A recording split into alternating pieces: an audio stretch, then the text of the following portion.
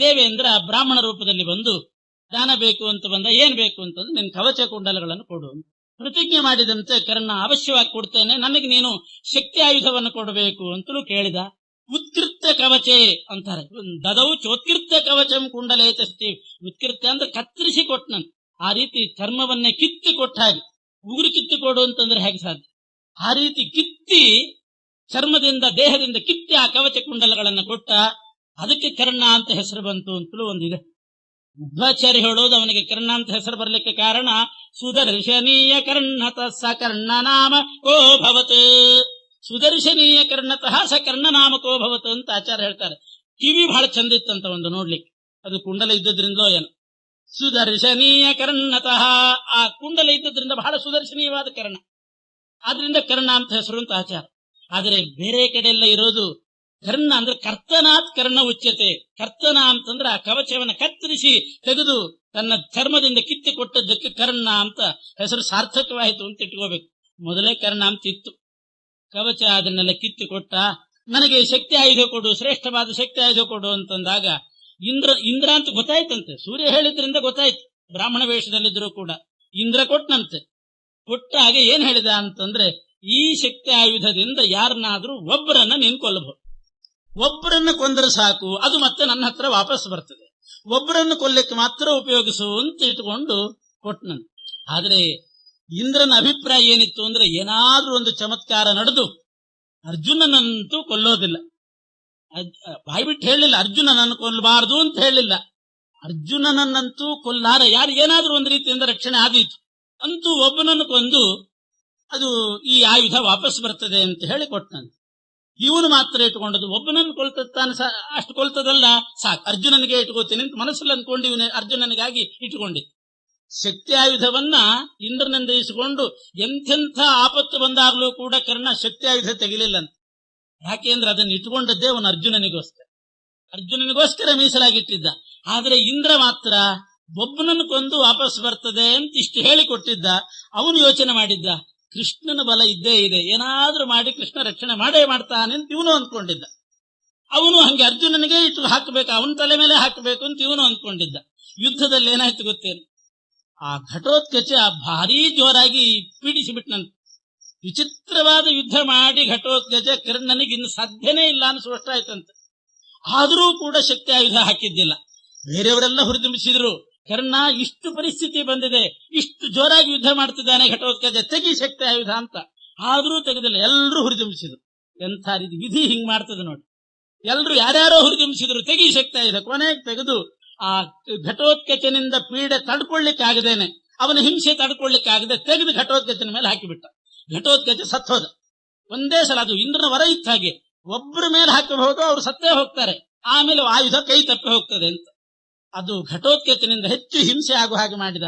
ದುರ್ಯೋಧನಾದಿಗಳು ಕೌರವರು ಘೋಷಯಾತ್ರ ಅಂತ ನಿಮಿತ್ತ ಮಾಡಿಕೊಂಡು ಪಾಂಡವರಿಗೆ ಅವಮಾನ ಮಾಡಬೇಕು, ಅವರಿಗೆ ತೇಜೋಭಂಗ ಮಾಡಬೇಕು ಅಂತ ಬಂದು ಆ ಗಂಧರ್ವರ ಕೈಯಿಂದ ಅವರು ಪರಾಜಿತರಾಗಿ ತಾವೇ ಮುಖಭಂಗ ಮಾಡಿಕೊಂಡ್ರು, ತೇಜೋಭಂಗ ಮಾಡಿಕೊಂಡ್ರು.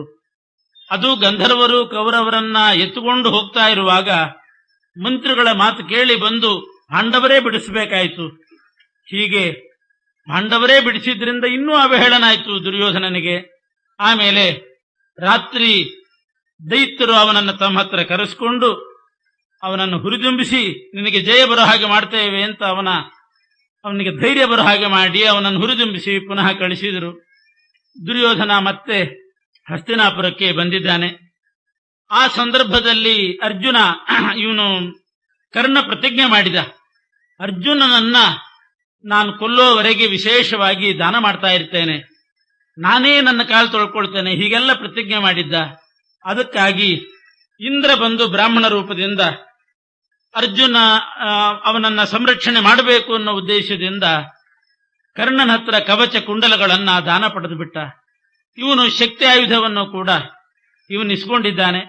ಋತೈರ್ಜುನಾದ್ ಏಕಮೇವ ವಧಿಷ್ಯಸ್ಯ ಅನಯೇತಿ ಸಹ ದತ್ವಾ ಶಕ್ತಿಂ ಯಯೌ ಶಕ್ರಃ ಸಾರ್ಧಂ ಕವಚ ಕುಂಡಲೈಃ ಪಾರ್ಥ ವಿಮುಚ್ಯೈವ ಸುಯೋಧನಂತಂ ವನೇ ವಸಂತೋ ಮುದಿತಾ ಸದೈವ ಸಹಾರಣಿ ಭಾಂಡಮಥೋ ಮೃಗೇಣ ಹೃತಂ ದ್ವಿಜಸ್ಯಾಶು ನಿಶಮ್ಯ ಚಾನ್ವಯು. ಒಬ್ಬ ಬ್ರಾಹ್ಮಣ ಕಾಡಿನಲ್ಲಿ ತನ್ನ ಅರಣಿ ಭಾಂಡವನ್ನ, ಅಂದ್ರೆ ಅರಣಿ ಮಥನ ಮಾಡತಕ್ಕಂಥ ಸಾಮಗ್ರಿಗಳು, ಅದಕ್ಕೆ ಬೇಕಾದ ಪದಾರ್ಥಗಳನ್ನೆಲ್ಲ ಒಂದು ಬಟ್ಟೆಯಲ್ಲಿ ಗಂಟು ಕಟ್ಟಿ ಅದನ್ನ ಒಂದು ಮರದ ಕೊಂಬೆಗೆ ತಗಲು ಹಾಕಿದ್ನಂತೆ. ಯಾವುದೋ ಜಿಂಕೆ ತನ್ನ ಮೈ ಉಜ್ಜಿಕೊಳ್ಳಿಕ್ಕೆ ಬಂತು, ಮರಕ್ಕೆ ಮೈ ಉಜ್ಜಿತು. ಹೋಗುವಾಗ ಅದರ ಕೋಡಿಗೆ, ಜಿಂಕೆ ಕೋಡು ಗೊತ್ತಲ್ಲ, ಬೇಕಾದಷ್ಟು ಶಾಖೆಗಳಿರ್ತದೆ, ಆ ಮರದ ಶಾಖೆಯಲ್ಲಿದ್ದಂಥ ಆ ಗಂಟು ಜಿಂಕೆ ಕೋಡಿಗೆ ಸಿಗಾಕೊಂಡಿರ್ತದೆ. ಇದು ಓಡುವಾಗ ಮರದ ಶಾಖೆಯಿಂದ ಅದು ತಪ್ಪಿ ಇದರ ಕೋಡಿಗೆ ಸಿಗಾಕೊಂಡಿತು, ಅದೆಲ್ಲೋ ಹೋಯ್ತು. ಅವನು ಪಾಪ ಬ್ರಾಹ್ಮಣ, ಅಯ್ಯೋ ನನ್ನ ಅರಣಿ ಭಾಂಡ ಗಂಟು ಹೋಯ್ತು ಹೋಯ್ತು ಅಂತ ಕೂಗ್ತಾ ಇದ್ದಾನೆ. ಪಾಂಡವರ ಹತ್ರ ಬಂದ. ಪಾಂಡವರು ಆ ಬ್ರಾಹ್ಮಣ ಹೇಳಿದ್ದನ್ನು ಕೇಳಿ ತರ್ತೇವೆ ಅಂತ ಅದ್ರ ಹಿಂದೆ ಓಡ್ತಾ ಇದ್ದಾರೆ. ತಸ್ಮಿನ್ ಅದೃಶ್ಯೇ ತೃಷಿತಾ ಏಕೈಕ ಉದಕಾರ್ಥಿನಃ ಯಯುರು ಯುಧಿಷ್ಠಿರ ಮೃತೆ ಸುಪ್ತಾಸ್ತೆ ಧರ್ಮ ಮಾಯಯ. ಅಲ್ಲಿ ಹೋದಾಗ ಬಾಯಾರಿತು. ಆ ಜಿಂಕೆ ಮಾತ್ರ ಅದೃಶ್ಯವಾಗಿ ಹೋಗಿಬಿಡ್ತಂತೆ. ಇವರಿಗೆ ಬಾಯಿ ಒಣಗಿತು. ಒಂದು ಸರೋವರವನ್ನ ನೋಡಿದ್ರು, ಒಂದು ಕೊಳ ನೋಡಿದ್ರು. ಪಾಂಡವರೆಲ್ಲರೂ ಓಡಿದ್ರು. ನೀರು ಕುಡಿಬೇಕು ಅಂತ ಮೊದಲು ನಕುಲ ಹೋದ. ಆ ಅರಣಿ ಭಾಂಡ, ಆ ಅರಣಿ ಮಥನ ಕಾಷ್ಠ, ಅರಣಿ ಕಾಷ್ಠಗಳು, ಅದರ ಗಂಟು ಹೊತ್ತುಕೊಂಡಂಥ ಜಿಂಕೆ ಎಲ್ಲಿ ಹೋಯ್ತೋ ಹೋಯ್ತು, ಅದೃಶ್ಯವಾಗಿ ಹೋಯ್ತು. ಇವರಿಗಂತೂ ಬಾಯಿ ಒಣಗಿ ನೀರು ಕುಡಿಬೇಕು ಅಂತ ಮೊದಲು ನಕುಲ ಹೋಗ್ತಾನೆ. ನೀರು ಕುಡಿಬೇಕು ಅಂತ ಸರೋವರಕ್ಕೆ ಹೋದಾಗ ಇದ್ದಕ್ಕಿದ್ದ ಹಾಗೆ ಒಂದು ಧ್ವನಿ ಬಂತಂತೆ, ನಾನ್ ಕೇಳೋ ಪ್ರಶ್ನೆಗೆ ಉತ್ತರ ಕೊಟ್ಟು ನೀರು ಕುಡಿಬೇಕು, ಇಲ್ಲದಿದ್ರು ಕುಡಿಬಾರ್ದು ಅಂತ. ನೀರು ಕುಡಿಲಿಕ್ಕೆ ಪ್ರಶ್ನೆಗೆ ಯಾಕೆ ಉತ್ತರ ಕೊಡ್ಬೇಕು? ಶಿಷ್ಯಸ್ತೇಹಂ ಅಂತ ಬಂದು ಬೇಡ್ಕೊಂಡ್ರೆ, ಏನೋ ಸಂದೇಹ ಬಂದಿದೆ ನನಗೆ ಪರಿಹಾರ ಮಾಡು ಅಂತ ಬೇಡ್ಕೊಂಡ್ರೆ ಹೇಳಿ ಯಾರು? ಅದು ಬಿಟ್ಟು ನೀರು ಕುಡಿಲಿಕ್ಕೆ ನನಗೆ ತತ್ವ ಹೇಳು, ಪ್ರಶ್ನೆಗೆ ಉತ್ತರ ಕೊಡು ಅಂದ್ರೆ ಅದನ್ನ ನಿರ್ಲಕ್ಷ್ಯ ಮಾಡಿ ನೀರು ಕುಡಿದು ಬಿಡ್ತಾನೆ ನಕುಲ. ಅಲ್ಲಿಗೆ ಒಂಥರ ಮೂರ್ಛೆ ಬಿದ್ದು ಸುಪ್ತನಾಗಿ ಬಿಟ್ಟ. ಅದೇ ರೀತಿ ಸಹದೇವ ಹೋದ, ಅವನು ಹಾಗೆ ಮಲಗಿಬಿಟ್ಟ. ಆಮೇಲೆ ಅರ್ಜುನ, ಭೀಮ ಎಲ್ಲರೂ ಕೂಡ ಹೀಗೆ ಹೋಗಿ ಅದೃಶ್ಯೇನೈವ ಧರ್ಮೇಣ ವಾರಿತಾ ವಾಯಿಪಾಯಿನಃ ಕ್ಷತ್ರಧರ್ಮಸ್ಯ ರಕ್ಷಾರ್ಥಂ ನತತ್ ಪ್ರಶ್ನಾನ್ ವಿದಾಂಬರಾಹ ಯಾಚಕ್ರು ಶಕ್ತಿಮಂತೋಪಿ ಪಾನೀಯಾರ್ಥಮರಿಂದಮಾಹ. ನೀರು ಕುಡಿಲಿಕ್ಕೋಸ್ಕರ ಅವನ ಪ್ರಶ್ನೆಗೆ ಯಾಕೆ ಉತ್ತರ ಕೊಡ್ಬೇಕು? ಅವನಾಗಿ ನನಗೆ ಸಂದೇಹ ಬಂದಿದೆ ಅಂತ ಕೇಳಿದ್ರೆ ಉತ್ತರ ಕೊಡಬಹುದು. ಬದುಕಿಗಾಗಿ, ಜೀವನಕ್ಕಾಗಿ ವಿದ್ಯೆಯನ್ನು ಉಪಯೋಗಿಸಬಾರದು ಅನ್ನುವಂಥ ಧರ್ಮ ಪರಿಪಾಲನೆ ಮಾಡಲಿಕ್ಕೆ ಅವರು ಯಾರೂ ಕೂಡ ಆ ಪ್ರಶ್ನೆಗೆ ಉತ್ತರ ಕೊಡ್ಲಿಲ್ಲ. ಪ್ರಶ್ನೆ ಅದರ ತಂಟೆಗೆ ಹೋಗ್ಲಿಲ್ಲ. ನೀರು ಕುಡಿದು ಅಲ್ಲಿ ಬೀಳ್ತಾ ಇದ್ದಾರೆ. ಯಾಕೆ ಅಂತಂದ್ರೆ, ನ ವಿಪ್ರಾಣಾಂಚ ಧರ್ಮೋಯಂ ವಿದ್ಯಾಯ ಉಪಜೀವನಂ. ವಿದ್ಯೆಯನ್ನ ಅವಲಂಬಿಸಿ ಬದುಕೋದು ಬ್ರಾಹ್ಮಣರಿಗೆ ಧರ್ಮ ಅಲ್ಲ, ಕ್ಷತ್ರಿಯರಿಗಂತೂ ಮೊದಲಲ್ಲ. ಕ್ಷತ್ರಿಯಾಣ ಅಂತೂ ಕಿಮುತ ಪ್ರಸಭಂ ತೇನ ತೇ ಪಪುಹು. ಅದನ್ನ ಅಪ್ಪು ಪ್ರಶ್ನೆಗೆ ಉತ್ತರ ಕೊಡ್ಲಿಕ್ಕೆ ಹೋಗದೆ ಬಲಾತ್ಕಾರದಿಂದ ಅವ್ರು ಹೋಗಿ ನೀರು ಕುಡಿದು, ಯಾವುದೋ ಒಂದು ಧ್ವನಿ ಬಂದಿದೆ, ನೀವು ನೀರು ಕುಡಿದು ನನ್ನ ಪ್ರಶ್ನೆಗೆ ಉತ್ತರ ಕೊಟ್ಟೆ ಕುಡಿಯಬೇಕು ಅಂತ. ಇನ್ಯಾರೂ ಅಲ್ಲ, ಯಮಧರ್ಮ. ಆ ಯಮದೇವರು ತಾನು ಧರ್ಮನೇ ಆ ಬಕರೂಪದಿಂದ ಅದೃಶ್ಯನಾಗಿ ನಿಂತು ಈ ಪ್ರಶ್ನೆ ಕೇಳ್ತಾ ಇದ್ದಾನಂತೆ, ಈ ರೀತಿ ತಡಿತಾ ಇದ್ದಾನಂತೆ. ಅದೃಶ್ಯೇನೈವ ಧರ್ಮೇಣ ವಾರಿತಾಹ ವಾರಿಪಾಯಿನಃ. ಅದೃಶ್ಯನಾಗಿ ಯಮಧರ್ಮನೇ ತಡಿತಾ ಇದ್ದಾನೆ, ಆದರೂ ಇವರು ಬಲಾತ್ಕಾರವಾಗಿ ನೀರು ಕುಡಿದು. ಭೀಮನೂ ಅಷ್ಟೆ, ಅರ್ಜುನನೂ ಹಾಗೆ, ಯಾರೂ ಕೂಡ ಉತ್ತರ ಕೊಡ್ಲಿಕ್ಕೆ ಹೋಗ್ಲಿಲ್ಲ. ಅದು ಧರ್ಮ ಪರಿಪಾಲನೆ ಮಾಡಬೇಕು, ವಿದ್ಯೆಯಿಂದ ಬದುಕಬಾರದು ಅಂತ ಅನ್ನೋದೊಂದಿತ್ತು. ಅದಕ್ಕೋಸ್ಕರ ದೇವಾಪಿ ಮನುಷ್ಯೇಷು ಜಾತಾ ಸುಬಲಿನೋಪಿ ಮಾನುಷೇಣೈವ ಭಾವೇನ ಯುಕ್ತಾಶು ಕೇಶವಾದತೆ ಕಾರ್ಯೇಶ್ವೇಷಾಂ ಕ್ರಮೇಣೈವ ವ್ಯಕ್ತಿ ಮಾಯಾಂತಿ ಸದ್ಗುಣ. ದೇವತೆಗಳು ಕೂಡ ಮನುಷ್ಯರಲ್ಲಿ ಹುಟ್ಟಿದಾಗ ಅವರಿಗೆ ಎಷ್ಟು ಬಲ ಇದ್ದರೂ ಕೂಡ ಮಾನುಷ ಭಾವದಿಂದ ವರ್ತನೆ ಮಾಡಬೇಕು. ಅದಕ್ಕೋಸ್ಕರ ಆ ರೀತಿ ಅವರೆಲ್ಲರೂ ಹಾಗೆ ಸುಪ್ತರಾಗಿದ್ದಾರೆ. ಅನಂತರದಲ್ಲಿ ಧರ್ಮರಾಜ ಬಂದ. ಧರ್ಮಾತ್ಮಜೋಥಾ ಆಜಗಾಮ ಉದಕಾಂತಂ ದೃಷ್ಟ್ವಾ ಭ್ರಾತುಂ ತತ್ರ ದುಃಖಾಭಿತಪ್ತಃ ಇಚ್ಛನ್ ಪಾತುಂ ವಾರಿಸಂ ವಾರಿತಶ್ಚ ಮಿತ್ರಾ ಬಕಾಕಾರಮಿತೇನ ನಾಪಾತ್. ಧರ್ಮರಾಜ ನೀರು ಕುಡಿಬೇಕು ಅಂತ ಬಂದಾಗ ಅವರೆಲ್ಲರೂ ಕೂಡ ಆ ರೀತಿ ಬಿದ್ದಿದ್ರು. ಅವರನ್ನು ನೋಡಿ ದುಃಖ ಆಯ್ತು ಅವನಿಗೆ. ತಾನೂ ನೀರು ಕುಡಿಬೇಕು ಅಂತ ಇಚ್ಛೆಪಟ್ಟಾಗ ಆ ಧರ್ಮರಾಜನ ತಂದೆನೇ, ಆ ಯಮಧರ್ಮನೇ ತಡಿತಾ ಇದ್ದಾನೆ. ಬಕಾಕಾರ, ಬಕಪಕ್ಷೆ ಆಕಾರವನ್ನು ಹೊಂದಿ, ನಾನು ಕೇಳತಕ್ಕಂಥ ಪ್ರಶ್ನೆಗೆ ಉತ್ತರ ಕೊಡಬೇಕು ಅಂದಾಗ, ನೀನು ಯಾರು? ಸಾಧಾರಣ ಬಕ ಆಗಿರ್ಲಿಕ್ಕಿಲ್ಲ. ಯಾಕೆ ಅಂದ್ರೆ ನನ್ನ ಸೋದರರು ಮಹಾಬಲಶಾಲಿಗಳು, ಇವರು ಈ ರೀತಿ ಬೀಳಬೇಕಾದ್ರೆ ನೀನು ಯಾರೋ ವಿಚಿತ್ರ ವ್ಯಕ್ತಿ ಇರಬೇಕು. ಯಾರು ಅಂತ ಕೇಳಿದಾಗ, ತಥೋ ಧರ್ಮ ಯಕ್ಷತನಸ್ಸಭೂತ್ವ ಪ್ರಶ್ನಾಂಶ್ಚಕ್ರೆ ವ್ಯಾಕರೋತ್ತಾನ್ಸ ಪಾರ್ಥ ಅರ್ಥೇ ಭ್ರಾತೃಣಾಂ ಐಚ್ಛದಸೌ ತದೀಯ ಪ್ರಶ್ನ ಪ್ರತಿವ್ಯಾಹರಣಂ ದಯಾಲು. ತಮ್ಮಂದ್ರನ್ನ ಎಬ್ಬಿಸಲಿಕ್ಕೋಸ್ಕರ ಆಯ್ತು ನೀನ್ ಕೇಳು ಪ್ರಶ್ನೆ ಉತ್ತರ ಕೊಡ್ತೇನೆ ಅಂತ ಧರ್ಮರಾಜ ಹೇಳ್ತಾನಂತ. ಆಗ ಅದು ದಯಾಲು ದಯೆ ಬಂದು ಹೇಳಿದ ತಮ್ಮಂದರಿಗೋಸ್ಕರ. ಆಮೇಲೆ ಆ ಯಮಧರ್ಮನೆ ಬಕ ಪಕ್ಷಿ ರೂಪ ಬಿಟ್ಟು ಯಕ್ಷರೂಪನಾಗಿ ಭಯಂಕರವಾದ ಒಂದು ಯಕ್ಷರೂಪ, ಆ ರೀತಿ ರೂಪ ತಾಳಿ ಆ ಪ್ರಶ್ನೆಗಳನ್ನೆಲ್ಲ ಕೇಳಿದಾಗ ಧರ್ಮರಾಜ ಉತ್ತರ ಕೊಡ್ತಾನೆ, ಸಮಂಜಸವಾದ ಉತ್ತರ ಕೊಟ್ಟ. ಆಮೇಲೆ ಆ ಯಮಧರ್ಮ ಹೇಳಿದನಂತೆ, ಬಹಳ ಸಂತೋಷ ಆಯ್ತು, ನೀನೇನಾದ್ರೂ ನಿಂಗೊಂದು ವರ ಕೊಡಬೇಕು ಅಂತಿದೆ. ಈ ಮಲಗಿದ ನಿನ್ನ ತಮ್ಮಂದಿರ ಪೈಕಿ ಒಬ್ಬರನ್ನಾರನ್ನಾದ್ರೂ ಎಬ್ಬಿಸ್ತೇನೆ, ಯಾರನ್ನ ಎಬ್ಬಿಸ್ಬೇಕು ಹೇಳು ಅಂತ ಕೇಳಿದ. ಯಾರಿಗಾದ್ರೂ ಒಬ್ಬರನ್ನ ನಾನು ಬದುಕು ಹಾಗೆ ಮಾಡ್ತೀನಿ, ಯಾರಾಗಬಹುದು? ಎದ್ದೇಕಸ್ಯ ನಕುಲೋಸ್ತ್ವಿತ್ಯಥಾಹ ತುಷ್ಟೋ ಧರ್ಮ ಕಥಮೇ ತತ್ಕೃತಂತೆ. ಯಾರಾದ್ರೂ ಒಬ್ಬರನ್ನ ನಾನು ಎಬ್ಬಿಸ್ತೇನೆ ಅಂತಂದಾಗ ಧರ್ಮರಾಜ ಕೇಳಿದ, ಹಾಗಾದ್ರೆ ನಕುಲನನ್ನು ಎಬ್ಬಿಸು ಅಂತ ಕೇಳಿದ. ನಕುಲನನ್ನು ಎಬ್ಬಿಸು ಅಂತಂದಾಗ ಬಹಳ ಆಶ್ಚರ್ಯ ಆಯ್ತು ಆ ಯಮಧರ್ಮನಿಗೆ, ಸಂತೋಷನೂ ಆಯ್ತು. ಕೇಳ್ತಾನಂತೆ, ಅಲ್ಲ ನೀನು ಭೀಮನನ್ನು ಎಬ್ಬಿಸು ಅಂತ ಕೇಳಬೇಕಾಗಿತ್ತು. ಭೀಮ ನಿಮಗೆಲ್ಲ ಆಧಾರ, ಮಹಾಬಲಶಾಲಿ ಇದ್ದಾನೆ. ಅತಿ ಪ್ರೀತಿರ್ ಭೀಮಸೇನೆ ತವಾಸ್ತಿ, ಭೀಮನ ಮೇಲೆ ಬೇಕಾದಷ್ಟು ಪ್ರೀತಿನೂ ಇದೆ. ಅವನು ಬಲೀಚಾಸು, ಮಹಾಬಲಿಷ್ಠನಾಗಿದ್ದಾನೆ. ರಾಜ್ಯ ಹೇತುಸ್ತವಸ್ಯಾತ್, ಮುಂದೆ ನಿನಗೆ ರಾಜ್ಯ ಸಿಗಲಿಕ್ಕೆ ಕಾರಣನೂ ಆಗ್ತಾನೆ. ಇಂಥದ್ದು ಭೀಮನನ್ನು ಬಿಟ್ಟು ಬರೇ ನಕುಲನನ್ನು ಎಬ್ಬಿಸುವಂತಿದ್ದಿ, ನಕುಲನಿಂದ ಏನಾದೀತು ನಿನಗೆ ಅಂತ ಆ ಯಕ್ಷರೂಪದಿಂದ ಯಮಧರ್ಮ ಕೇಳಿದಾಗ ಧರ್ಮರಾಜ ತನ್ನ ಧರ್ಮ ತೋರಿಸ್ತಾ ಇದ್ದಾನೆ, ತನ್ನ ವಿಶಾಲ ಹೃದಯವನ್ನ ತೋರಿಸ್ತಾ ಇದ್ದಾನೆ. ಧರ್ಮರಾಜ ಹೇಳಿದನಂತೆ, ಹೌದು, ನೀನ್ ಯಾರಾದ್ರೂ ಒಬ್ಬರನ್ನ ಮಾತ್ರ ಎಬ್ಬಿಸ್ತೇನೆ ಅಂತ ಹೇಳಿದೆ. ನಾನು ನಕುಲನನ್ನು ಕೇಳಿದ ಉದ್ದೇಶ ಏನು ಅಂತಂದ್ರೆ, ನಮಗೆ ಇಬ್ರು ತಾಯಿಯಂದ್ರು, ಪಾಂಡುರಾಜನಿಗಿಬ್ರು ಹೆಂಡಂದ್ರಿದ್ರು, ಕುಂತಿ ಮತ್ತು ಮಾದ್ರಿ. ಕುಂತಿಯ ಮಕ್ಕಳ ಪೈಕಿ ನಾನು ಬದುಕಿದ್ದೇನೆ. ಇನ್ನೊಬ್ಬನನ್ನು ಎಬ್ಬಿಸ್ತೇನೆ ಅಂತ ನೀನು ಹೇಳಿದಾಗ ಭೀಮನನ್ನೇ ಎಬ್ಬಿಸು ಅಂತ ಅಂದಿದ್ರೆ ಇಬ್ರು ಕುಂತಿಯ ಮಕ್ಕಳೇ ಉಳಿದ ಹಾಗಾಗ್ತಿತ್ತು. ಮಾದ್ರಿ ಮಕ್ಕಳ ಪೈಕಿ ಒಬ್ಬರು ಯಾರಾದ್ರೂ ಇರಬೇಕಲ್ಲ, ಅದು ಮಾದ್ರಿಗೆ ಸಮಾಧಾನ ಆಗ್ತದೆ, ಮಾದ್ರಿಗೆ ಪ್ರೀತಿ ಆಗ್ತದೆ. ಆ ದೃಷ್ಟಿಯಿಂದ ನಾನು ನನ್ನ ತಮ್ಮಂದ್ರ ಪೈಕಿ ಒಬ್ಬನು ಅಂತಂದಾಗ ನನ್ನ ತಮ್ಮ ಭೀಮ ಹೌದು, ಭೀಮ ನಮ್ಮ ಕುಂತಿಗೆ ಹುಟ್ಟಿದಂಥ ಮಗ, ಆದರೆ ಮಾದ್ರಿ ಮಗ ಇರಲಿ, ಈ ವಿಶಾಲ ಮನೋಭಾವದಿಂದ ನಾನು ಈ ರೀತಿ ಕೇಳಿದ್ದೇನೆ ಅಂತ ಆ ಯಮಧರ್ಮನ ಹತ್ರ, ಯಕ್ಷರೂಪಿಯಾದ ಯಮಧರ್ಮನ ಹತ್ರ ಹೇಳ್ತಾನೆ. ಇತ್ಯುಕ್ತ ಊಚೆ ಮಾದ್ರಿಪುತ್ರಂ ವಿಹಾಯ ಕುಂತಿ ಪುತ್ರೋ ನಮಯೋತ್ಥಾಪನೀಯ ಸಯೇವ ಮುಕ್ತೋ ನಿತರಾಂ ಪ್ರೀಯಮಾಣ ಉತ್ಥಾಪಯಾಮಾಸ ಚ ತಾನ್ ಸಮಸ್ತಾನ್. ಆಗ ಯಕ್ಷರೂಪಿಯಾದ ಆ ಯಮಧರ್ಮ, ಹಾಗಾದ್ರೆ ನಿನ್ಗೆಲ್ಲಾ ತಮ್ಮಂದ್ರನ್ನು ಎಬ್ಬಿಸ್ತೇನೆ ಅಂತ ಎಲ್ಲರನ್ನೂ ಎಬ್ಬಿಸಿಬಿಟ್ಟಂತೆ. ಇವನ ಹೃದಯ ವೈಶಾಲ್ಯದಿಂದ ಅವನಿಗೆ ಈ ಲಾಭ ಆಯ್ತು. ಇವನೇನಾದ್ರೂ ಸ್ವಾರ್ಥ ದೃಷ್ಟಿ ಇಟ್ಟುಕೊಂಡು ಸಂಕುಚಿತ ಮನೋಭಾವದಿಂದ ನನಗೆ ಲಾಭ ಆಗುತ್ತೆ, ಭೀಮ ಇದ್ರೆ ಸಹಾಯ ಆಗ್ತದೆ ಅಂತ ಭೀಮನನ್ನ ಕೇಳಿದ್ರೆ ಇವನಿಗೆ ಕೀರ್ತಿನೂ ಇರ್ತಿದ್ದಿಲ್ಲ, ಭೀಮ ಮಾತ್ರ ಹೇಳ್ತಿದ್ನೋ ಏನು, ಉಳಿದವರು ಯಾರೂ ಹೇಳ್ತಿದ್ದಿಲ್ಲ.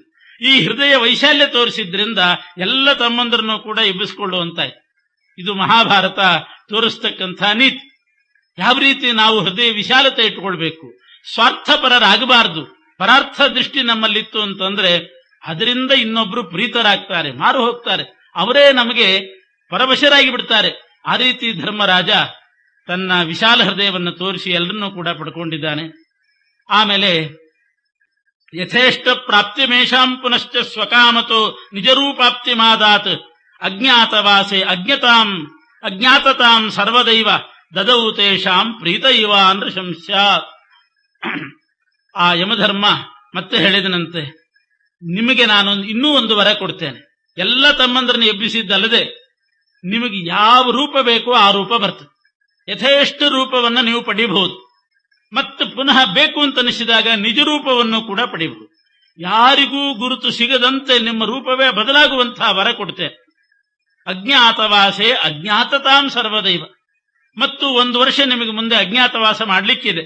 ಆ ಅಜ್ಞಾತವಾಸ ಕಾಲದಲ್ಲಿ ಯಾರಿಗೂ ಗುರುತು ಸಿಗದ ಹಾಗೆ ಅಜ್ಞಾತರಾಗಿ ನೀವು 1 ವರ್ಷ ಬಾಳುವಂತೆ ನಾನು ವರ ಕೊಡ್ತೇನೆ ಅಂತ ಅದನ್ನು ವರ ಕೊಟ್ಟಿದ್ದ. ಇದೆಲ್ಲದರ ಬಲದಿಂದ ಪಾಂಡವರಿಗೆ ಅಜ್ಞಾತವಾಸವನ್ನು ಕೂಡ ಸುಲಭವಾಗಿ ಮಾಡ್ಲಿಕ್ಕಾಯ್ತು. ದೇವತಾ ಅನುಗ್ರಹ ಎಷ್ಟಿತ್ತು ಅಂತನ್ನೋದನ್ನ ನಾವು ತಿಳ್ಕೊಂಡು, ಯಾವುದೇ ಕಾರ್ಯಕ್ಕೆ ಪರಮಾತ್ಮನ ಅನುಗ್ರಹ ಬೇಕು, ದೇವತಾ ಅನುಗ್ರಹ ಬೇಕು. ಯಥೇಷ್ಟ ರೂಪ ಪ್ರಾಪ್ತಿ, ಪುನಃ ನಿಜ ರೂಪಾಪ್ತಿ, ಅಜ್ಞಾತವಾಸದಲ್ಲಿ ಯಾರಿಗೂ ಗೊತ್ತಾಗದೆ ಹಾಗಿರೋದು.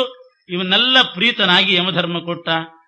ತಾನೇ ಯುಧಿಷ್ಠಿರ ತನ್ನ ಯುಧಿಷ್ಠಿರ ರೂಪಕ್ಕೆ ಕೀರ್ತಿ ಬರಬೇಕು ಅಂತ ಹೇಳಿ ಈ ರೀತಿ ಮಾಡಿದ್ದು. ಕೊನೆಗೆ ನೋಡಿದ್ರೆ ಆ ಜಿಂಕೆನೂ ಅವನೇ, ಆ ಅರಣ್ಯ ಭಾಂಡ ಹೊತ್ಕೊಂಡು ಹೋದದ್ದು ಅದಕ್ಕೆ, ಅದೃಶ್ಯನಾಗಿ ಹೋದದ್ದು ಅದಕ್ಕೆ, ಬಕರೂಪದಿಂದ ಬಂದದ್ದು ಅದೇ. ಎಲ್ಲ ದೃಷ್ಟಿಯಿಂದ ಕೊನೆಗೆ ಧರ್ಮರಾಜನಿಗೆ ಕೀರ್ತಿ ಬರುವಂಥ ಕಾರ್ಯವನ್ನ ಯಮ ಮಾಡಿದ್ದ. ಭೀಮಸೇನ ದೇವರಿಗೆ ಕೀರ್ತಿ ಬರಬೇಕಾಗಿತ್ತು, ಕ್ರೋಧವಶರನ್ನು ಕೊಂದು. ಅದೆಲ್ಲ ಕೀರ್ತಿ ಬರಲಿಕ್ಕೆ ದ್ರೌಪದಿ ದೇವಿ ಆ ರೀತಿ ತನ್ನ ಸೇವೆ ತಾನು ಮಾಡಿದ್ದಾಳಂತೆ. ಭೀಮಸೇನ ದೇವರಿಗೆ ವಿಶೇಷವಾದಂತಹ ಕೀರ್ತಿ ಬರಲಿ, ಅಸುರ ಸಂಹಾರ ಆಗಲಿ ಅಂತ ಪಂಚವರ್ಣದ ಕುಸುಮಗಳನ್ನು ಕೇಳಿದ್ದು, ಬಂಗಾರದ ಕಮಲವನ್ನು ಕೇಳಿದ್ದು ಭೀಮನಿಗೆ ಯಶೋ ಧರ್ಮಾಭಿವೃದ್ಧ್ಯರ್ಥಂ, ಭೀಮನಿಗೆ ಕೀರ್ತಿ ಬರಬೇಕು, ಧರ್ಮ ಪ್ರಾಪ್ತಿ ಆಗಬೇಕು ಅಂತ. ಹಾಗೆ ಯುಧಿಷ್ಠಿರನಿಗೆ ಕೀರ್ತಿ ಧರ್ಮ ಇದೆಲ್ಲ ಲಾಭ ಆಗಲಿ ಅಂತ ಹೇಳಿ ಸ್ವತಃ ಯಮದೇವರೇ ಬಂದು ಇಂಥ ಕಾರ್ಯ ಮಾಡಿದ್ದಾರೆ. ಅರ್ಜುನನಿಗೆ ಕೀರ್ತಿ ಮತ್ತು ಧರ್ಮ ಪ್ರಾಪ್ತಿಗೆ ದೇವೇಂದ್ರನೇ ಬಂದು ಅರ್ಜುನ ನನ್ನ ಸ್ವರ್ಗಕ್ಕೆ ಬಾ ಅಂತ ಕರ್ಕೊಂಡು ಹೋದ. ವನವಾಸದಲ್ಲಿ ಅರ್ಜುನ ಸ್ವರ್ಗಕ್ಕೆ ಹೋಗಿ ಅಲ್ಲಿ ನಿವಾತ ಕವಚರನ ವಧೆ ಮಾಡಿದ. ಕಾಲೇಯ ಪೌಲೋಮ ಅನ್ನತಕ್ಕಂಥ ಗಣದವರನ್ನ, ಆ ದೈತ್ಯರನ್ನ ವಧೆ ಮಾಡಿದ್ದಾನೆ. ಇದರಿಂದ ಊರ್ವಶಿ ಬಂದಾಗ ನಮ್ಮ ಕುಲದ ಮಾತೆ ಅಂತ ಊರ್ವಶಿಯನ್ನ ಸ್ವೀಕಾರ ಮಾಡಲಿಲ್ಲ, ತನ್ನ ನಿಷ್ಠೆಯನ್ನು ತೋರಿಸಿದ. ಇದರಿಂದ ಅರ್ಜುನನಿಗೂ ಕೀರ್ತಿ ಬಂತು, ಬೇಕಾದಷ್ಟು ಧರ್ಮಲಾಭವೂ ಕೂಡ ಆಯಿತು. ಇದೆಲ್ಲ ಪರಮಾತ್ಮನ ಅನುಗ್ರಹದಿಂದ ವನವಾಸಕ್ಕೆ ಬಂದರೂ ಕೂಡ ಎಷ್ಟೆಷ್ಟೋ ಡೆವಲಪ್ಮೆಂಟ್ಸ್ ಆಗೋಯ್ತು. ಇವರು ಬಂದದ್ದು ವನವಾಸಕ್ಕೆ ಕ್ಲೇಶ ಪಡ್ತಾರೆ ಅಂತ ಆದ್ರೆ ಅರ್ಜುನನಿಗೆ ವಿಶೇಷವಾದಂಥ ಸರ್ವದೈವತ ದೃಷ್ಟಿಯನ್ನು ಕೊಡ್ತಕ್ಕಂಥ ಮಂತ್ರ ಪ್ರಾಪ್ತಿ ಆಯಿತು ವ್ಯಾಸರಿಂದ. ಧರ್ಮರಾಜನಿಗೆ ಇಂಥ ಕೀರ್ತಿ ಲಾಭ ಎಲ್ಲ ಆಗೋಯ್ತು. ಕಿರ್ಮಿರಾದಿಗಳ ವಧೆ ಆಯಿತು ವನವಾಸದಲ್ಲಿ. ಧರ್ಮರಾಜನಿಗೆ ಅಕ್ಷಯ ಪಾತ್ರ ಅದು ಪ್ರಾಪ್ತವಾಯಿತು ಸೂರ್ಯನಿಂದ. ಬೇಕಾದಷ್ಟು ಋಷಿ ಮುನಿಗಳಿಗೆ ಭೋಜನ ಮಾಡಿಸ್ತಾ ಇದ್ದ. ಒಟ್ಟು 12 ವರ್ಷ ವನವಾಸವನ್ನ ಕಳೆದಿದ್ದಾರೆ. ಆ ವನವಾಸ ಮಾಡಿದ್ದಾರೆ. ಮಾಡುವಾಗ ಸ್ವರ್ಗಲೋಕದಲ್ಲಿದ್ದಂತೆ ಇದ್ರು ಅಂತ ಹೇಳ್ತಾರೆ ಆಚಾರ. ಸ್ವರ್ಗಲೋಕದಲ್ಲಿದ್ರೆ ಹಾಗಿದ್ರಂತ. ಅದರಲ್ಲಿ ಸ್ವಲ್ಪ ಅನಾಹುತ ಆಗುವ ಪ್ರಸಂಗನೂ ಇತ್ತು. ಭೀಮಸೇನ ಇದ್ದದ್ರಿಂದ ಅದೇನಾಗ್ಲಿಲ್ಲ. ಕಿರ್ಮೀರ ಇವರನ್ನು ತಿನ್ಲಿಕ್ಕೆ ಅಂತಲೇ ಬಂದ. ಬಕಾನುಜೋಸೌ, ಬಕನ ತಮ್ಮ ಜಯದ್ರಥ, ಕಾಮಾಂಧನಾಗಿ ಜಯದ್ರಥ ಬಂದ. ದ್ರೌಪದಿ ದೇವಿಯನ್ನೇ ಹೊತ್ತುಕೊಂಡು ಹೋಗಿದ್ದ. ಆ ಜಯದ್ರಥನಿಗೆ ಆಗಬೇಕಾದ ಶಿಕ್ಷೆನೂ ಕೂಡ ಆಗೋಯ್ತು. ಈ ರೀತಿ ವನವಾಸದಲ್ಲಿ ಬಹಳ ಚೆನ್ನಾಗಿ ಕಳೆದಿದ್ದಾರೆ 12 ವರ್ಷಗಳನ್ನ. ಯುಧಿಷ್ಠಿರಾತ್ಮನಸ್ವಸ್ಯ ಯಶೋ ಧರ್ಮಾಭಿವೃದ್ಧಯೇ ಕೃತ್ವಾ ಅರಣ್ಯಪಹಾರಾದಿ ಪುನರ್ದತ್ವಾ ಚ ತತ್ಸ್ವಯಂ ದಾತುಂ ವಿಪ್ರಾಯ ತದ್ಧಸ್ತೆ ಯಯೌ ಧರ್ಮೋ ದಿವಂ ಪುನಃ. ಆಮೇಲೆ ಇವರು ತಂದು ಅರಣ್ಯ ಭಾಂಡವನ್ನ ಬ್ರಾಹ್ಮಣರಿಗೆ ಕೊಟ್ರು. ತಥೋ ರಾಜ ಭೀಮಸೇನಾರ್ಜುನೌ ಚ ಸಾರ್ಧಂ ಯಮಾಭ್ಯಃ ಮರಣೀಂ ಪ್ರದಾಯ ಮುದಾಯುತಾಃ ಕೃಷ್ಣಯಾ ಸಾರ್ಧಮೇವ ಸಂತುಷ್ಟು ಕೃಷ್ಣಮನಂತಮಚ್ಯುತಂ. ಕೃಷ್ಣನನ್ನ ಪ್ರೀತಿಪಡಿಸಿದರು. ವನವಾಸ ಮಾಡಿ ಅದೆಲ್ಲ ಭಗವತ್ ಪೂಜಾರೂಪವಾಗಿಯೇ ಮಾಡಿದರು ಭೀಮಸೇನನ ಒಂದು ಮಾರ್ಗದರ್ಶನದಲ್ಲಿ. ಅಂತೂ ಪರಮಾತ್ಮನ ಅನುಗ್ರಹದಿಂದ ನಾರಾಯಣಾನುಗ್ರಹತೋ ಯಥಾವತ್ ನಿಸ್ತೀರ್ಯತಾನ್ 12 ವನೇತೆ ವಿಸೃಜ್ಯ ಚ ಬ್ರಾಹ್ಮಣಾದೀನ್ ಸದೌಮ್ಯಾನ್ ಅಜ್ಞಾತವಾಸಾಯ ತತೋ ಮನೋದಧು. ಈ ಪ್ರಕಾರ ಪರಮಾತ್ಮನ ಅನುಗ್ರಹದಿಂದ 12 ವರ್ಷ ಕಳೆದು ಬ್ರಾಹ್ಮಣರು, ಧೌಮ್ಯಾಚಾರ್ಯರು, ಬ್ರಾಹ್ಮಣರು ಎಲ್ಲರನ್ನೂ ಕೂಡ ಹಿಂದೆ ಕಳಿಸಿದ್ರಂತೆ. ನಾವಿನ್ನು ಅಜ್ಞಾತವಾಸ ಮಾಡಬೇಕು, ನೀವು ಹೋಗ್ರಿ ಅಂತ ಕಳಿಸಿದ್ದಾರೆ. ಎಷ್ಟು ಜನ ಬ್ರಾಹ್ಮಣರಿದ್ರು ಅಂತನ್ನೋ ಸಂಖ್ಯೆ ಹಿಂದೆ ಬಂದಿದೆ. 10,000 ಯತಿಗಳಿದ್ರಂತೆ, 88,000 ಋಷಿಗಳು. ಅಷ್ಟೂ ಜನರಿಗೆ ಧರ್ಮರಾಜ ನಿತ್ಯ ಊಟ ಹಾಕ್ತಾ ಇದ್ನಂತೆ. 88,000 ಋಷಿಗಳು, 10,000 ಯತಿಗಳನ್ನೆಲ್ಲ ದ್ವೈತವನದಿಂದ ಹಿಂದೆ ಕಳಿಸಿದ್ದ. ಹೇಳಿದ್ರಂತೆ, ನೀವು ಹೋಗಿಬಿಡ್ರಿ ಹಸ್ತಿನಾಪುರಕ್ಕೆ. ಎಲ್ಲಿ ಹೋದ್ರು ಪಾಂಡವರು ಅಂತ ಯಾರಾದರೂ ಕೇಳಿದ್ರೆ, ಗೊತ್ತಿಲ್ಲ, ನಾವೆಲ್ಲ ಮಲಗಿದ್ವಿ, ಅರ್ಧರಾತ್ರಿಯಲ್ಲಿ ಎದ್ದು ಹೋಗಿದ್ದಾರೆ. ನಾವು ಹೇಳುವಾಗ ಅವ್ರು ಯಾರೂ ಇದ್ದಿಲ್ಲ, ಅರ್ಧರಾತ್ರಿಯಲ್ಲಿ ಎದ್ದು ಹೋಗಿದ್ರು, ನಮಗೊಂದೂ ಕೂಡ ಗೊತ್ತಿಲ್ಲ ಅಂತ ಇಷ್ಟು ಹೇಳಿಬಿಡ್ರಿ, ಎಲ್ಲಿಗೂ ಹೋಗಿಬಿಟ್ಟಿದ್ದಾರೆ ಅಂತ ಹೇಳಿ ಅವರನ್ನೆಲ್ಲ ಕಳಿಸಿ ತಾವು ಕ್ಷತ್ರಿಯ ವೇಷವನ್ನ ಕಳಿಸಿದ್ರು, ಬೇರೆ ರೂಪಾಂತರವನ್ನ ತಾಳಿದ್ರು. ಅದಕ್ಕೆಲ್ಲ ಆ ಯಮದೇವರು ಬಂದು ಧರ್ಮರಾಜನಿಗೆ ವರ ಕೊಟ್ಟದ್ದು ಇತ್ತು. ಅಜ್ಞಾತರಾಗಿ ವೇಷಾಂತರದಿಂದ ವಿರಾಟನ ಪಟ್ಟಣಕ್ಕೆ ಹೋಗ್ತಾ ಇದ್ದಾರೆ.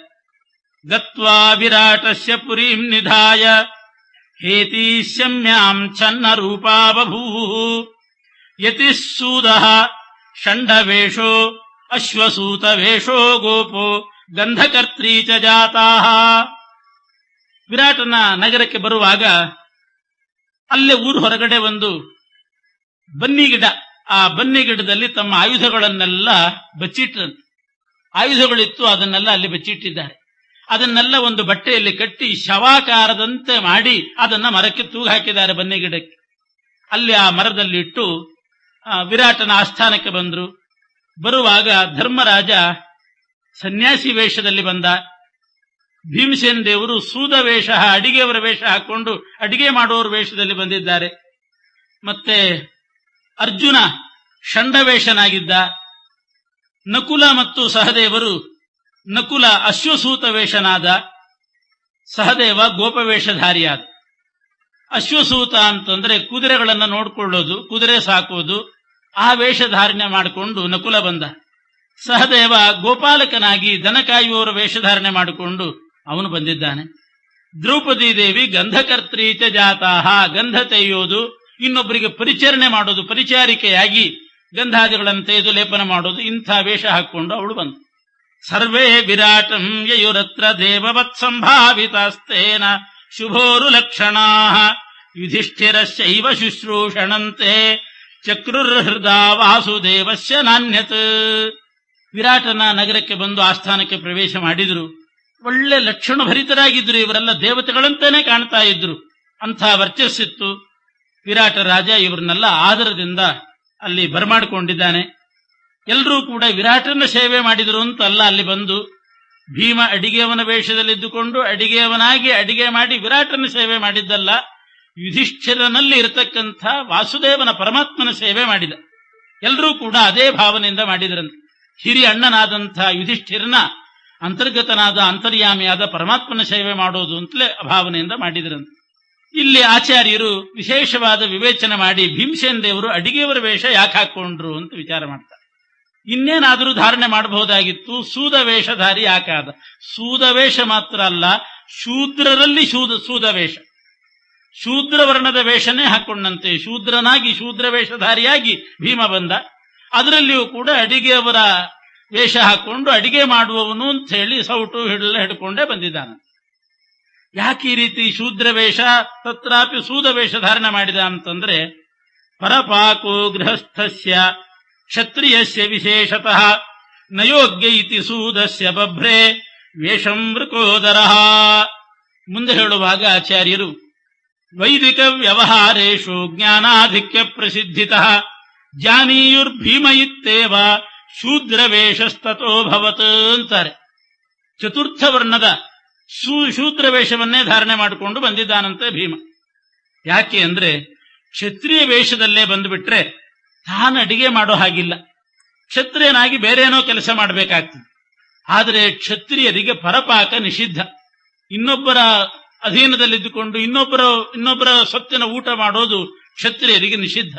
ಪರಪಾಕೋ ಗೃಹಸ್ಥಸ್ಯ ಕ್ಷತ್ರಿಯಸ್ಯ ವಿಶೇಷತಃ, ಸ್ವಯಂ ಪಾಕಬೇಕಂತ. ಅದು ಕ್ಷತ್ರಿಯಸ್ಯ ವಿಶೇಷತಃ ಅಂತಾರೆ. ಬ್ರಾಹ್ಮಣರಿಗೇನೆ ಪರಪಾಕ ನಿಷಿದ್ಧ, ಗೃಹಸ್ಥರಾದವರಿಗೆ. ಕ್ಷತ್ರಿಯರಿಗಂತೂ ವಿಶೇಷ ಅಂತ. ಅಲ್ಲಿ ಎಲ್ಲ ಬಹಳ ವಿಚಾರ ಮಾಡ್ತಕ್ಕಂಥ ಅಂಶಗಳನ್ನ ವಾದಿರಾಜ ಸ್ವಾಮಿಗಳು ಬರೀತಾರೆ. ಬ್ರಾಹ್ಮಣರಿಗೆ ಪರಪಾಕ ನಿಷಿದ್ಧ ಅಲ್ಲ, ಕೆಲವರು ಹಾಗೆ ತಿಳ್ಕೊಂಡಿದ್ದಾರೆ. ಪರಪಾಕ ಬ್ರಾಹ್ಮಣರಿಗೆ ನಿಷಿದ್ಧ, ಕ್ಷತ್ರಿಯರಿಗಂತೂ ವಿಶೇಷವಾಗಿ ನಿಷಿದ್ಧ ಅಂತ. ಕ್ಷತ್ರಿಯಸ್ಯ ವಿಶೇಷತಃ ಅಂತಂದ್ರೆ ಕೆಲವು ಸಂದರ್ಭ, ವಿಶೇಷ ಸಂದರ್ಭ ಇದ್ರೆ ಅದನ್ನು ಬಿಟ್ಟು ಸಾಮಾನ್ಯವಾಗಿ ಕ್ಷತ್ರಿಯರಿಗೆ ನಿಷಿದ್ಧ ಅಂತ. ವಿಶೇಷ ಸಂದರ್ಭ ಏನಾದರೂ ಇತ್ತು ಅಂತ ಆದ್ರೆ ಆವಾಗ್ಲೂ ಕೂಡ ಪರಪಾಕ ಸ್ವೀಕಾರ ಮಾಡಬಹುದು.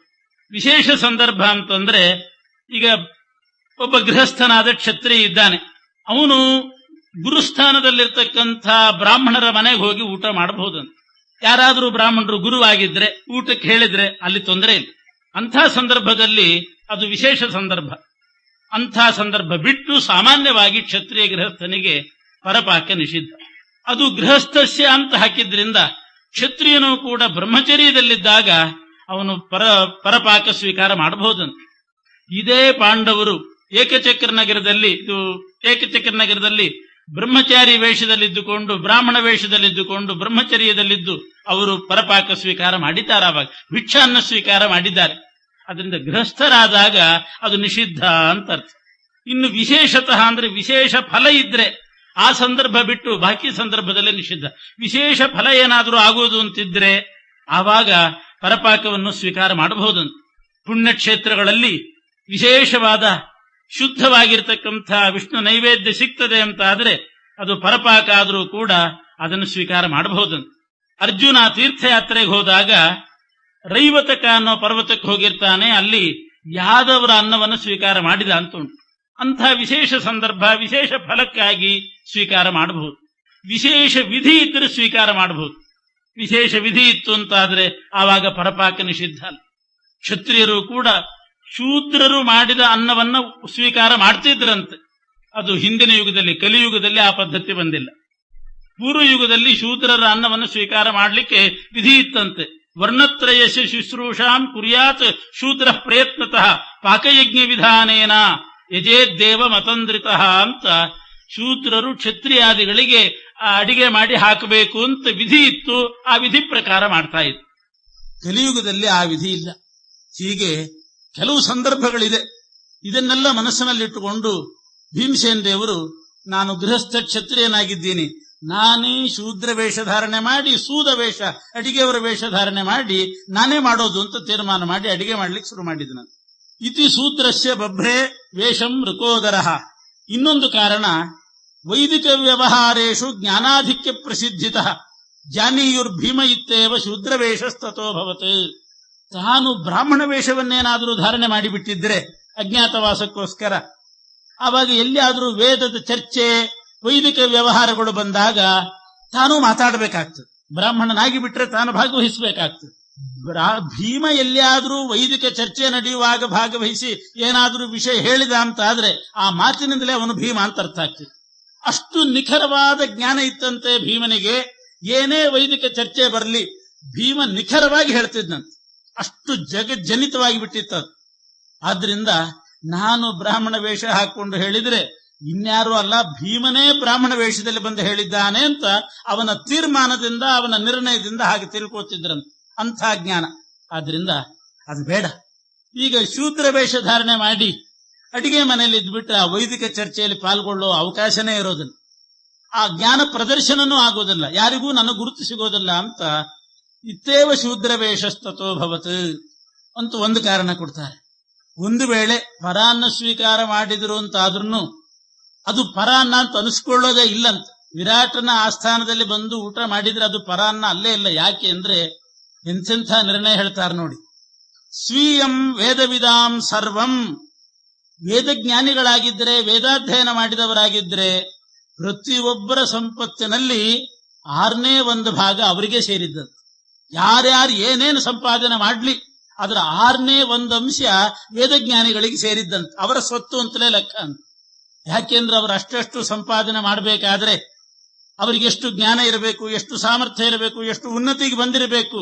ಆ ಔನ್ನತ್ಯದ ಹಿನ್ನೆಲೆಯಲ್ಲಿ ಬ್ರಾಹ್ಮಣರ ವೇದ ಮಂತ್ರದ ಪ್ರಭಾವ ಇರ್ತದಂತ.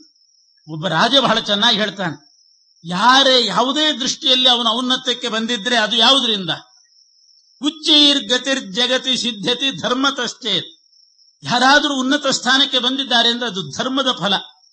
ಆ ಧರ್ಮವನ್ನು ಬೋಧಿಸೋದು ಯಾವುದು? ಇದು ಮಾಡಬೇಕು, ಇದು ಮಾಡಬಾರದು ಅನ್ನೋ ಧರ್ಮವನ್ನು ಬೋಧಿಸೋದು ವೇದ. ಪ್ರತಿಯೊಬ್ಬರ ಔನ್ನತ್ಯದ ಹಿಂದೆ ಧರ್ಮದ ಪಾತ್ರ ಇರ್ತದೆ.